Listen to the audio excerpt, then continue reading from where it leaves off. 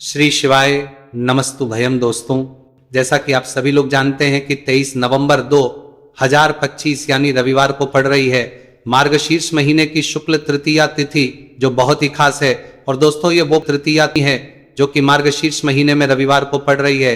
दोस्तों, इसी दिन किया जाने वाला पंडित जी द्वारा बताया गया एक लाल फूल और एक सफेद फूल वाले उपाय आप लोगों को जरूर करना चाहिए, क्योंकि दोस्तों ये एक ऐसा उपाय है जो कि हर दिन नहीं किया जाता। मार्गशीर्ष महीने में जो रविवार की तृतीया तिथि आती है उसी दिन किया जाता है। अगर आप लोगों ने इस उपाय को नहीं किया है या किसी कारणवश नहीं कर पाए हो तो इस मार्गशीर्ष रविवार तृतीया तिथि के दिन इस उपाय से मत चूकना। दोस्तों देखिए, ये दिन इतना खास होता है, इतना महत्वपूर्ण होता है। देखा गया है कभी कभी बड़े बड़े पूजा पाठ अनुष्ठान से जो मनोकामना पूर्ण नहीं होती है, वह मार्गशीर्ष रविवार के दिन एक छोटे से करने से ही आपकी मनोकामना पूर्ण हो जाती है। और बहुत सारे लोगों ने इस उपाय को किया भी है और उनको इस उपाय को करने का फल भी जरूर मिला है। अगर आप लोग भी इस उपाय को इस रविवार के दिन करना चाहते हैं तो आप इस उपाय को पहले अच्छे से समझ लेना, सुन लेना, उसके बाद करना। आपको इस उपाय का फल जरूर मिलेगा, आपकी सभी मनोकामनाएं पूरी हो जाएंगी। दोस्तों, हम आपको यहां पर बता दें कि ये जो एक लाल फूल और एक सफेद फूल वाले उपाय है, ये उपाय पंडित जी ने अपनी अभी की सीहोर की कथा में ही बताया है। उपाय को करने से आपके घर में चाहे किसी भी प्रकार की दोहक और समस्या क्यों ना चल रही हो, आपको उसका कारण भी नहीं पता है कि भाई ये समस्या किस कारण से चल रही है। उसका कुछ भी कारण हो सकता है, जैसे पितृदोष हो सकता है, काल सर्प दोष हो सकता है, या किसी भी तरह का मंगल दोष भी हो सकता है, और भी बहुत तरह के दोष होते हैं, कुछ भी हो सकता है। पर आपको इस उपाय को करने के लिए अपने दोष को पता लगाने की भी जरूरत है। आपके घर में किस कारण से इतनी दुख और परेशानी आ रही है वो भी आपको पता लगाने की जरूरत नहीं है। बस रविवार को तृतीया तिथि के दिन इस उपाय को कर लेना है, क्योंकि इसी एकमात्र उपाय को करने से आपके पूरे घर परिवार में सुख और शांति हो जाएगी। आपके घर में अच्छे अच्छे काम होने लगेंगे। आपकी जो भी मनोकामना होगी वो भी धीरे धीरे करके पूर्ण होना शुरू हो जाएगी। अब हम समझते हैं इसे एक लाल फूल और एक सफेद फूल वाले उपाय को आपको करना कैसे है, किसको करना है, किस करना है और कैसे करना है। देखो, उपाय बिल्कुल आसान है, बस समझने वाली बात है। ध्यान से समझिए, उसके बाद ही आप लोग जो है इस उपाय को जरूर कीजिएगा। सबसे पहली चीज हम लोग ये समझते हैं कि इस एक लाल फूल और एक सफेद फूल वाले उपाय को इस आने वाली रविवार तृतीया तिथि के दिन किसको करना है। तो देखिए, इस उपाय को घर के सभी सदस्यों को करने की बिल्कुल भी जरूरत नहीं है।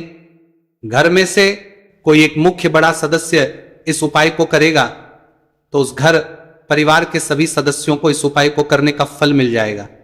पर वो बड़ा सदस्य कौन होगा, कौन व्यक्ति इस उपाय को करेगा, तो यहां पर देखिए हम आपको बता दें, घर की जो बड़ी माताएं बहनें होंगी, घर की बड़ी माताओं बहनों में से कोई भी एक माता बहन इस वाले उपाय को कर सकती है। अपने पूरे घर परिवार के लिए घर में सभी सदस्यों को इस उपाय को करने की जरूरत नहीं है। मात्र घर की जो माताएं बहनें हैं उनमें से कोई भी एक माता बहन इस वाले उपाय को करेगी तो उसके घर परिवार के पूरे सदस्यों को इस उपाय का फल मिलेगा।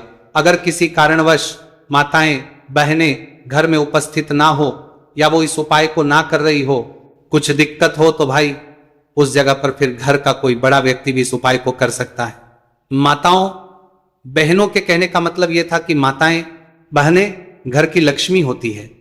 जब घर की लक्ष्मी कोई उपाय करती है तो निश्चित ही भगवान शिव जी जल्दी प्रसन्न होते हैं और उपाय का फल में बहुत जल्दी और बहुत बड़ा करके भी यहां पर देते हैं। तो आप लोग ये बात समझ गए होंगे। अब हम ये बात समझते हैं कि इस वाले उपाय को हमें करना किस समय है। एक लाल फूल और एक सफेद फूल वाले उपाय को हमें तृतीया तिथि के दिन करना की समय है। तो देखिए, इस उपाय को करने का जो समय है, सुबह का समय भी है और शाम का समय भी है। अब देखिए, यहां पर हम मुख्य रूप से सुबह का समय नहीं बोलेंगे, क्योंकि देखिए ये जो तृतीया तिथि है, और आप सभी लोग जानते हैं रविवार तृतीया तिथि के दिन का प्रदोष काल का मतलब शाम का जो समय होता है ना, इस दिन भगवान शिव जी का सबसे प्रिय दिन होता है। तो आप लोग इसे एक लाल फूल एक सफेद फूल वाले उपाय को सुबह के समय भी कर सकते हो और शाम के समय प्रदोष काल में भी कर सकते हो। सुबह के समय अगर कर रहे हो तो 10 या फिर 11 बजे तक भी अगर उपाय करोगे तो भी आपको उपाय का फल मिलेगा। वही अगर शाम के समय कर रहे हो तो इस दिन जरूर शाम के समय का ध्यान रखना कि शाम के 6 बजे से लेकर 7 बजे के बीच में अगर आप इस उपाय को कर सकते हो तो बिल्कुल कर लेना, पूरी कोशिश करना। पर अगर किसी कारणवश इस समय के बीच में ना कर पाओ तो रात 8 बजे तक भी अगर आप उपाय को करोगे तो आपको उपाय का फल जरूर मिलेगा। ये बात आपको समझ आ गई कि आप इस उपाय को सुबह और शाम दोनों समय कर सकते हो। मतलब करना आपको एक ही समय है, घर में से किसी एक ही बड़े व्यक्ति को करना है, एक ही बार इस उपाय को करना है, दोनों समय नहीं करना है। आपको जो समय अच्छा लगे आप उस समय पर इस वाले उपाय को कर सकते हैं। तो चलिए जानते हैं इन विशेष उपायों के बारे में। लेकिन उससे पहले जो भी मेरे भाई मेरी प्यारी बहनें आज चैनल पर पहली बार आए हैं या मेरी आवाज आज पहली बार सुन रहे हैं, अगर आप भी महादेव के सच्चे भक्त हैं तो वीडियो को लाइक और चैनल को सब्सक्राइब जरूर कर लें और कमेंट बॉक्स में लिखें हर हर महादेव। देखो अब सबसे पहली बात आती है कि इस उपाय को हमें करना किस लिए। जैसा कि हमने अभी आपसे बोला कि इस उपाय को करने के बाद आपके जीवन में बहुत सारी खुशियां आएंगी, आपकी मनोकामनाएं पूर्ण होंगी, आपकी धन की समस्या दूर होगी, आपकी पैसों की समस्या दूर होगी। अब देखिए अगर आप लोग सोच रहे हो कि भाई हमें अपना घर बनाना है पर घर बनाने के लिए पैसा नहीं है, हमें गाड़ी लेना है पर गाड़ी लेने के लिए पैसा नहीं है, हमें जमीन लेना है पर जमीन के लिए पैसों की कमी पड़ रही है।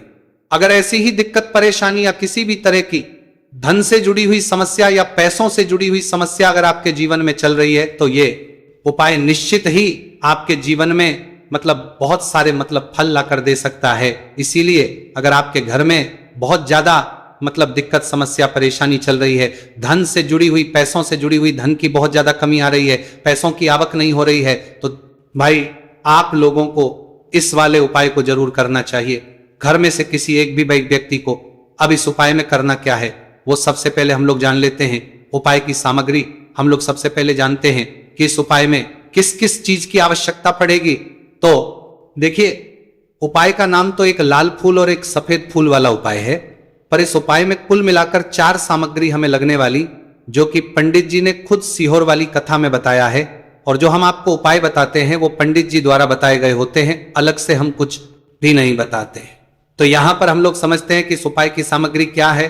तो देखो उपाय की जो सामग्री है वो 4 सामग्री है, जिसमें से सबसे पहली सामग्री है एक बेलपत्र। देखो बेलपत्र क्या होती है, बेलपत्र जो शिव की शिवलिंग पर चढ़ती है। दूसरी चीज है एक शमीपत्र, शमीपत्र शिवलिंग पर ही चढ़ता है। तीसरी चीज है दोस्तों एक लाल फूल, उपाय का नाम है, तो एक यहां पर आपको लाल फूल लेना है। अब ये लाल फूल कौन सा लेना है, देखो शिवलिंग के ऊपर जो लाल फूल चढ़ता हो उनमें से कोई भी एक लाल फूल पसंद कर लेना और वो कहीं से तोड़कर या कहीं से खरीद कर लेकर आना और उस लाल फूल को उपाय में प्रयोग कर लेना। उसके बाद में एक सफेद फूल, सफेद फूल का विशेष रूप से ध्यान रखना, जो सफेद फूल शिवलिंग पर चढ़ता हो सिर्फ वही सफेद फूल लेकर आना, इसके अलावा कुछ मत लेकर आना, लेकिन केतकी का मत लेना। तो एक एक मात्रा में ही आपको ये चारों सामग्री चाहिए, एक बेलपत्र, एक शमीपत्र, एक लाल फूल और एक सफेद फूल। ये चारों सामग्री आप लोग तैयार करके रख लें प्रदोष काल में या सुबह के समय जब भी आप इस उपाय को कर रहे हैं। जैसे ही आपके उपाय की सामग्री तैयार हो जाती है तो क्या हम सीधा उपाय को करने के लिए इन चारों सामग्री को उपाय करने के लिए जा सकते हैं? नहीं। तो यहां पर आपको इस बात का ध्यान रखना है कि हम भगवान शिव जी को प्रसन्न करने के लिए तो जा रहे हैं, हम अपनी मनोकामना को पूर्ण करवाने के लिए तो जा रहे हैं, पर हमें यह दर्शाना बिल्कुल भी नहीं है कि हम सिर्फ अपने फायदे के लिए भगवान शिव जी के मंदिर में आए हैं। इसलिए हम इस उपाय को करने के साथ साथ में भगवान शिव जी की पूजन अर्चना के लिए कुछ सामग्री भी जरूर लेकर जाएंगे। जैसे कि सुबह समय अगर आप उपाय को कर रहे हो इस एक लाल फूल और एक सफेद फूल वाले उपाय को, तो भाई सुबह के समय आपको एक लोटा जल लेकर जाना है। जो लोग प्रतिदिन शिव जी के मंदिर जाते हैं, पूजन अर्चना करते हैं, जल चढ़ाते हैं, फूल बेल पत्र सब कुछ चढ़ाते हैं, भाई वो अपनी पूजन अर्चना वैसी की वैसी ही करना। बाकी जो सिर्फ उपाय को करने के लिए जा रहा है, जो कुछ भी लेकर नहीं जा रहा है, उसे कम से कम एक लोटा जल अपने घर से भरकर लेकर जाना अगर आप उपाय को कर रहे हो, है ना। क्योंकि इस वाले उपाय को आप भगवान शिव जी की पूजन अर्चना करने के बाद ही करना। वहीं अगर बात करें शाम के समय की, अगर कोई व्यक्ति शाम के समय प्रदोष काल में इस वाले उपाय को कर रहा है तो भाई आपको मात्र एक घी का दीपक तैयार करना है। ये बात हम हमेशा बोलते हैं, शाम के समय प्रदोष काल में कोई कर रहे हो ना तो दीपक का विशेष महत्व होता है। रविवार, तृतीया तिथि दिन का प्रदोष काल में जो भी व्यक्ति दीपक जलाता है ना, भगवान शिव जी के मंदिर में भाई उसके जीवन से सारी दुख और परेशानियां भी दूर होती हैं। तो भाई इस दिन दीपक का विशेष रूप से ध्यान रखना आप लोग। अगर आप इस उपाय को शाम के समय प्रदोष काल में कर रहे हो, है ना, ये जो दीपक आप लोगे ये आटे का लोगे। जो आटा आप गूंद दोगे उसके अंदर कुछ भी मत डालना, मात्र सादा आटा लगाकर उसे तैयार कर लेना और एक मीडियम साइज का दीपक तैयार कर लेना। दीपक ना ज्यादा छोटा हो ना ज्यादा बड़ा हो, है ना। उसके बाद में दीपक आपका तैयार हो जाए तो इसके अंदर जो बत्ती रखोगे वो गोल बत्ती रखोगे। देखो गोल बत्ती भी दो तरह की होगी, एक बाजार की और एक घर वाली। तो कोशिश करना अपने घर में जो रुई रखी हुई है उस रुई से आप लोग एक गोल बत्ती अपने ही हाथों से बनाओ। उपाय का फल अच्छा मिलता है। भगवान शिव जी जल्दी प्रसन्न होते हैं। जब हम किसी भी उपाय को अपने हाथों से परिश्रम करके तैयार करते हैं तो आपको उस दीपक के अंदर एक गोल बत्ती रख देनी है। इसके अंदर जो चीज आप लोग डालोगे वो डालोगे शुद्ध देसी गाय का घी। इस बात का विशेष रूप से ध्यान रखना, शुद्ध देसी गाय का घी ही डालना है, तेल वगैरह नहीं। आज के दिन तो मत डालना, रविवार तृतीया तिथि के दिन, क्योंकि भगवान शिव जी का सबसे प्रिय दिन और प्रिय समय पर हम लोग इस वाले उपाय को कर रहे हैं। तो थोड़ा सा शुद्ध गाय का घी इतना डालना कि वो दीपक कुछ समय तक चल सके। ना बाजार वाला मिलावटी घी डालना, ना भैंस का घी डालना, शुद्ध देसी गाय का घी। आपको ढूंढने में थोड़ी मतलब मेहनत लगेगी और महंगा भी मिलेगा, पर गाय के घी से भगवान शिव जी प्रसन्न होते हैं और उसी शुद्ध देसी गाय के घी से घर में बरकत भी बनी रहती है और हमारे घर में सुख शांति भी बनी रहती है। इसलिए इस शुद्ध देसी गाय का घी अपने घर में हमेशा रखा करो। वो भगवान शिव जी के कार्यों में भी उपयोग में आता है और उपायों में भी हम लोग प्रयोग कर सकते हैं। तो यहां पर आपकी सारी तैयारियां हो चुकी है। उपाय को करते समय शुद्धता का विशेष रूप से ध्यान रखिएगा। सुबह कर रहे हो तो भाई सुबह तो आपको स्नान करना ही करना है। बाकी शाम को कर रहे हो तो शाम को मात्र हाथ मुंह धोकर भी आप लोग इस वाले उपाय को कर सकते हो। कोई दिक्कत वाली बात नहीं है भाई। उपाय की पूरी सामग्री तैयार कर और पूजन सामग्री लेकर आपको भगवान शिव जी के मंदिर पहुंचना है, जो आपके घर के पास में हो, जहां पर शिवलिंग विराजित हो, शिवालय हो, वहां पर आप लोगों को पहुंचना है। और जैसे ही आप भगवान शिव जी के मंदिर में पहुंचते हो वहां जाकर ही उपाय शुरू नहीं करना है।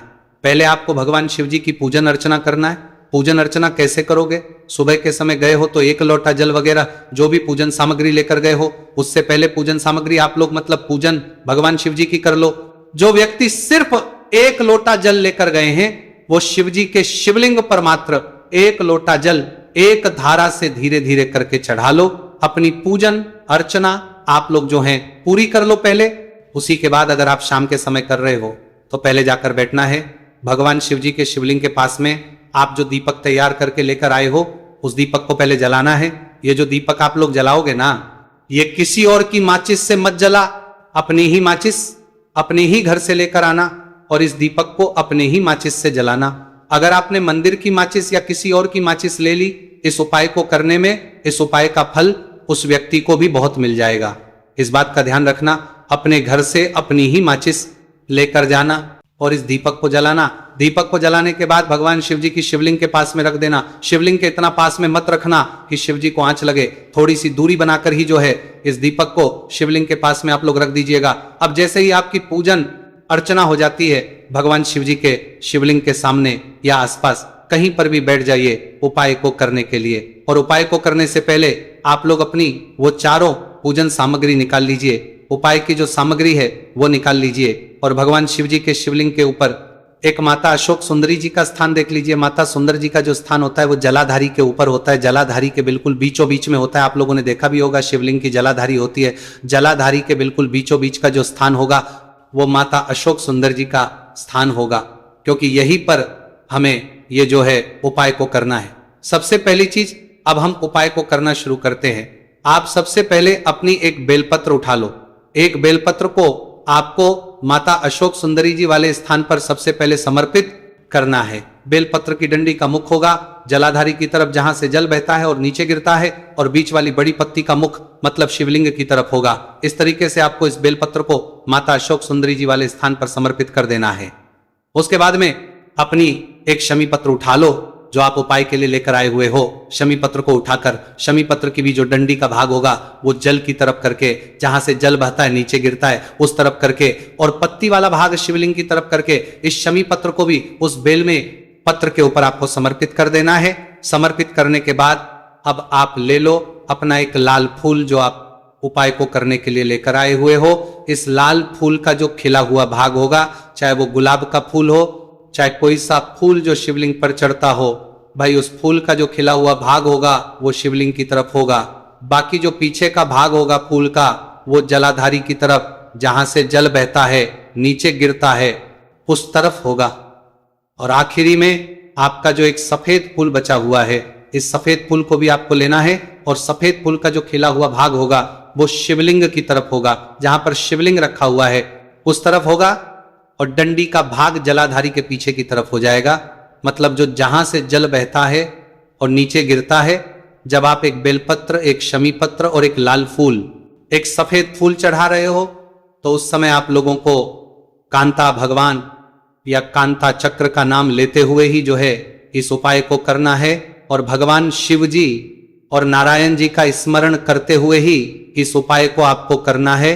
तो जब भी आप एक बेलपत्र, एक शमी पत्र, एक लाल फूल और एक कमी हो रही है, जो भी दुख और समस्या परेशानी चल रही हो आपको अपनी, वह दुख और जो है भगवान शिव जी से उपाय को पूरा करने के बाद वहीं पर पास में बैठकर बोल देना है, हाथ जोड़ के आंखें बंद करके अपनी परेशानी और श्री शिवाय नमस्तु भयम का जाप करना है। दोस्तों, आज हमने इस वीडियो में कुछ उपाय बताए हैं जो आपको करने हैं। अगर आपको वीडियो अच्छी लगी हो तो वीडियो को 1 लाइक और चैनल को सब्सक्राइब जरूर करें। हर हर महादेव।